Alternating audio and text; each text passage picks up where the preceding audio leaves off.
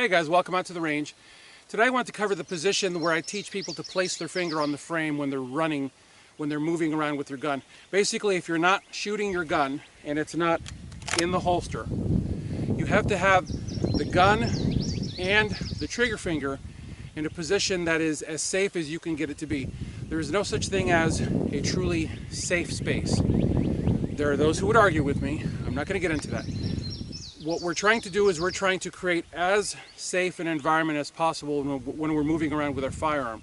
And for that, there's of course the position of the muzzle when you're moving. I have a video on that. The other thing is the position of the trigger finger on the frame when you're moving about.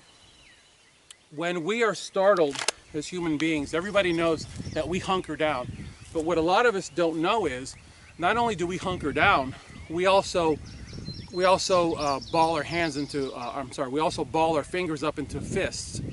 And what is the additional part of that is people don't understand. It isn't just a contraction.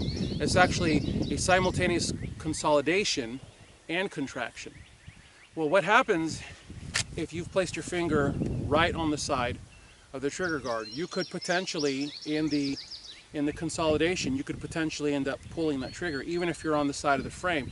When I was a cop, and also in some professional training, we've been taught place our finger on the takedown lever of a Glock, which basically looks like this. The finger ends up crooked. Well, this could still potentially end up in that trigger.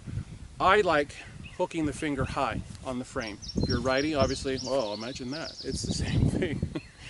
By hooking the finger high on the frame, first of all, I ensure that I have top-down control over the gun, because this finger is actually jamming. I can feel pressure right here on the middle finger because the index finger is jamming the gun into my grasp.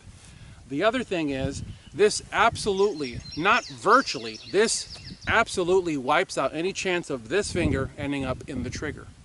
Same with the trigger guard. Make sure that none of these three fingers end up in the trigger. So when I'm moving with this gun, if I'm doing anything other than shooting this gun, every single time you see me moving with it, it will always be here. Guys, there's a reason that this is the only technique that I teach. I've actually seen people crack rounds off in my presence in training. Thank God it's only happened in training. And it's harrowing when it happens. So I say to you, there's a reason that I teach this technique. All I ask of you is when you come out to train, that you give it a shot.